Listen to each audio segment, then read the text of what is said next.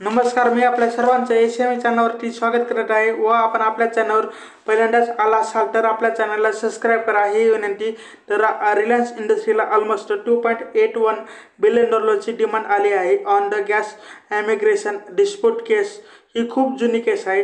ही 60 वर्षाच्या अगोदरची केस आहे, ज्यामध्ये की ONGCचा जो ब्लॉग होता त्यामधून KG-D6चा जो ब्लॉग होता त्यामध्ये गॅस मायग्रेशन वगैरे झालं होतं। आणि आता या गोष्टी वगैरे होत आहेत की म्हणजे त्यांना वगैरे काही अमाऊंट वगैरे पे करायचे आहे त्या संबंधित। या अगोदर त्यांना मिनिस्ट्री ऑफ नॅचरल गॅस कडून वगैरे नोटीस आली होती। त्यात त्यांनी $1.55 बिलियन वगैरे मागितले होते आणि ही केस दिल्ली हायकोर्टमध्ये होती। तर ह्या गोष्टी आधी रद्द वगैरे झाल्या होत्या, म्हणजे ते केस झाल्यानंतर पुन्हा एकदा रद्द केल्या होत्या, पण आता ते काहीशे परत चालत आहेत आणि आता फायनली $2.81 बिलियन री असेसमेंट वगैरे केली गेली आहे आणि 1.55 बिलियन पासून आणि त्यानंतर ह्या पुन्हा नोटीस वगैरे त्यांना पाठवण्यात आली आहे। मला खात्री आहे की ही केस वगैरे चालू ठेवतील ते, यावर ते लगेच काही करणार नाहीत, पण पुन्हा आपला कंटिजेंट लायबिलिटी जी आहे व या सर्व गोष्टीमुळे वगैरे वाढू शकते। तसंच आपलं ओला इलेक्ट्रिकला PLI कडून एक नोटीस आली आहे। PLI एक नवीन एजन्सी वगैरे क्रिएट केली गेली आहे मिनिस्ट्री ऑफ हॅवे इंडस्ट्रीच्या अंडर। ही सध्या PLI स्कीम वगैरे पाहत आहे। ही FICL लिमिटेड वर त्यांच्याकडून एक लेटर वगैरे ओला इलेक्ट्रिकला आलेला आहे।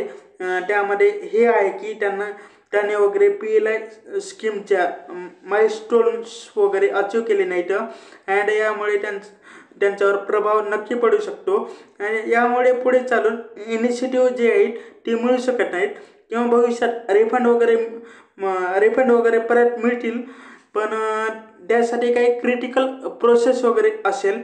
जर पुढील म्हणलं तर CCCने अंबुजा सिमेंटच्या ओरिएंट सिमेंटच्या ॲक्विजिशनसाठी मान्यता दिली आहे। म्हणूनच अपेक्षा ही आहे की या सर्व गोष्टी वगैरे आता संपायला हव्यात, म्हणजे हे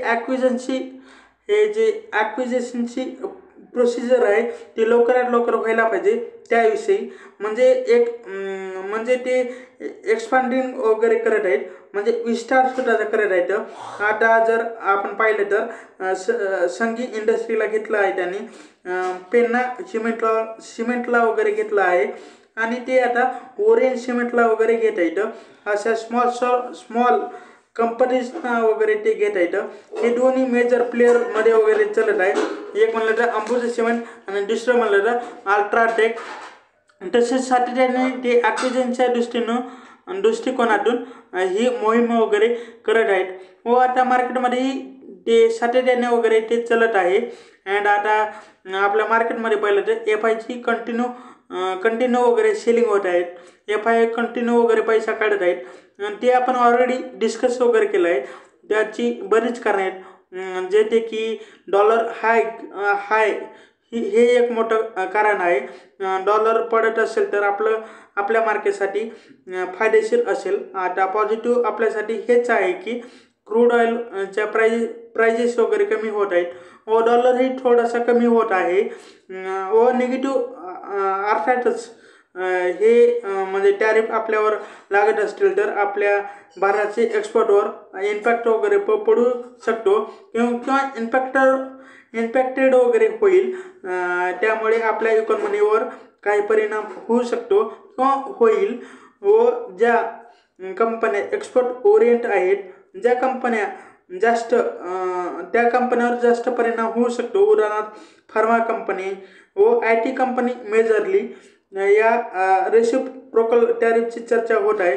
म्हणजे हे टॅरिफ लावले तर त्यांच्यावर डेफिनेटली परिणाम होऊ शकतो व काही म्हणजे ॲडव्हान्टेजेस ही येऊ शकतात, होऊ शकतात जर चणावर त्याने टॅक्स लावलं तर, किंवा नियर शोअर कंट्रीज जशा की कॅनडा मेक्सिकोवरती त्याने टॅरिफ वगैरे ते वगैरे आकारत असतील तर आपल्या कंपन्याच तो गॅप वगैरे भरून काढू शकतात का?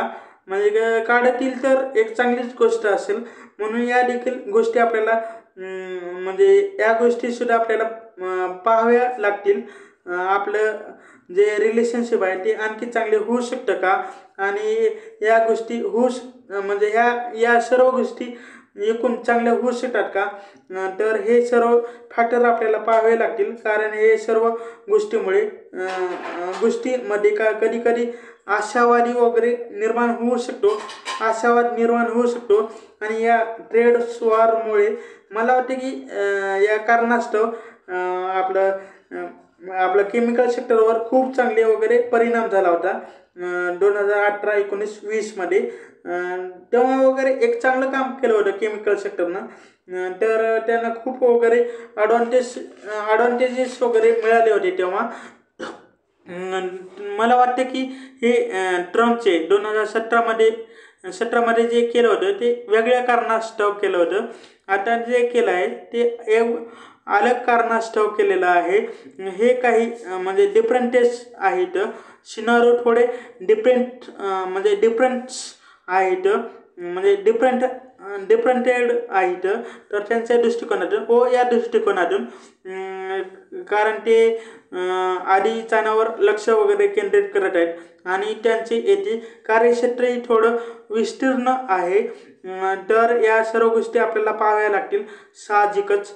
आणि यू एसमधील मार्केट अगदी वेगळ्या स्तरावर आहे व ते सध्या खूप चांगल्या लेवलवर वगैरे दिसत आहे. तर ते सर्व फॅक्टर वगैरे पाहावे लागतील म्हणजे मार्केटच्या दृष्टिकोनातून. व ऑलरेडी मार्केट हळूहळू सुधारणा करत आहे.